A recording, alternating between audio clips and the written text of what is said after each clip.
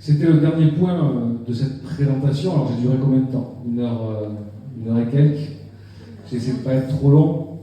Je souhaitais quand même, avant de vous laisser éventuellement la parole ou qu'on partage un verre ensemble, revenir un petit peu sur l'ambiance de cette campagne, ou sur le tournant parfois un petit peu nauséabond que celle-ci a pu prendre, notamment au regard des publications de l'opposition. J'ai entendu et j'ai lu beaucoup de choses qui ont remis en cause la probité de mon équipe, par exemple. J'ai entendu dire que j'avais des élus ou des adjoints qui avaient des liens d'affaires avec la commune et qui toucheraient de l'argent via des marchés publics.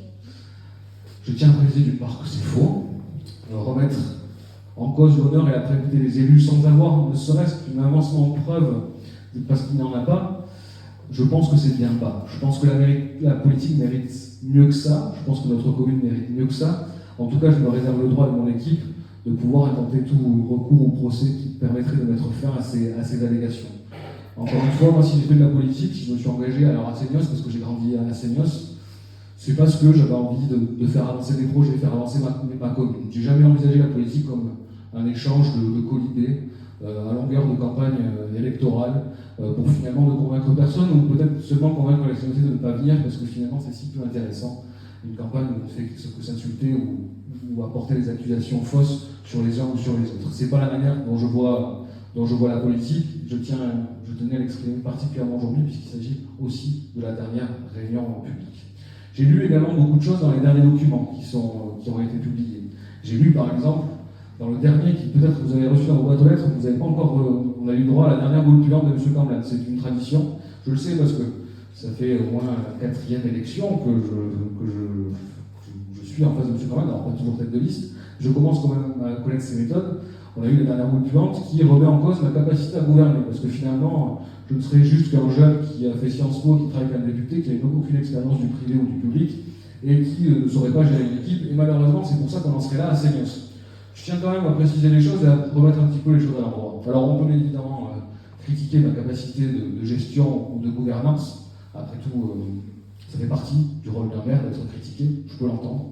Je tiens quand même à rappeler les qualités de gouvernance de M. Camblan. M. Camblan, c'est une élection en 2014. C'est une autre élection en 2015. Pourquoi? Non pas parce qu'à l'époque l'opposition a démissionné, mais parce que sa propre équipe lui a tellement fait faux bon qu'il a fallu faire démissionner les derniers qui lui restaient fidèles pour provoquer de nouvelles élections.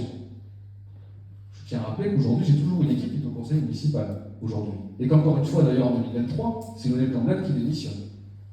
Je tiens à rappeler qu'en 2020, M. Camblan nous fait un recours parce qu'il n'est pas content des élections. Pourquoi? Parce qu'à cause du Covid, les résidents secondaires ne sont pas venus voter. Bon, j'espère que cette fois-ci, le résultat nous sera favorable, bien évidemment, que les résidents secondaires auront pu venir voter. Comme ça, je pense que le résultat sera jugé valable par M. Camblan. Au bout d'un moment, on ne peut pas dire tout et n'importe quoi. Je veux bien entendre qu'on critique ma gouvernance, ma manière de faire, mais très sincèrement, au regard de son passif, je pense que ça mériterait de sa part un petit peu, de modestie. J'entends également le personnel municipal est malheureux, ils veulent tous partir. Bon, alors en l'occurrence, ils ne sont pas encore partis. S'ils sont tous heureux, j'en sais rien. Je pense quand même qu'on gère les choses convenablement. Je tiens quand même à rappeler que sous son mandat, il y a eu près de 20 démissions. 20 démissions, c'est un quart de l'effectif municipal, les agents. Donc, moi, je veux bien ne pas savoir gérer, mais en l'occurrence, j'en ai pas encore 20 qui sont partis. Ils sont encore là. Alors, bien évidemment, je ne vais pas vous demander d'aller les voir, parce que réserve oblige et n'ont pas le droit de s'exprimer sur la tenue de ces élections. Si vous en connaissez, n'hésitez pas à aller les voir. Peut-être que dans le secret de l'intimité, ils pourront regarder des choses. Mais en l'occurrence, le personnel municipal n'est pas malheureux. Ou en tout cas, il l'est beaucoup moins que ce qui a pu être pendant 6 ans. J'ai également lu dans un dernier tract l'intercommunalité. Ça aussi, c'est magnifique, l'intercommunalité. Lionel Camblan nous dit que depuis que nous sommes là, nous ne sommes pas représentés au sein de l'intercommunalité. Alors aussi, je vais vous dire exactement, que je fais partie, que je me suis vendu à l'exécutif du PS pour avoir une délégation. Je suis effectivement conseiller délégué à la transition énergétique. Je tiens à préciser que quasiment toutes les communes de Max ont un représentant au sein de l'exécutif. Donc un vice-président ou un conseiller délégué ou le président, bien évidemment, pour la commune de Vieux-Boucau. Je tiens à préciser aujourd'hui qu'il y a des élus qui sont en opposition à l'intercommunalité. Ils sont 2 sur 50 et quelques. Il s'agit de M. Camblan et d'Adélie de Sodor. Alors M. Camblan nous dit, si je suis élu, Seignos sera beaucoup mieux représenté. Ah bah oui, c'est vrai. L'opposition va passer de 2 à 3. Puisqu'ils auront un autre conseiller municipal communautaire de la majorité, donc oui, ils passeront à 3. Alors c'est vrai qu'à 3 sur 54 ou 57, ça va faire beaucoup avancer les choses. Seignos sera particulièrement incisif et représenté à l'intercommunalité. J'ai entendu dire, le maire de Seignos n'a rien fait pour le déménagement du pôle culinaire. Alors, c'est quand même fou parce que le déménagement du pôle culinaire, il a été décidé sous le précédent mandat, ça a d'ailleurs été évoqué dans le bureau du scandale à l'époque, et que par ailleurs, quand il a essayé de voter, il ne s'était pas opposé au déménagement du pôle culinaire. Et enfin, j'entends, oui, mais demain je serai présent dans l'intercommunalité, je vais beaucoup travailler, je vais faire entendre ma voix, et puis Seignos, ça va donner, Seignos, on sera une commune bien représentée. Très bien. Pendant 3 ans, il est venu 2-3 fois en conseil communautaire. On a environ 6 conseils communautaires par an. Il est venu 2 ou 3 fois. Donc très sincèrement, je peux entendre toutes les leçons du monde. Je gouverne mal.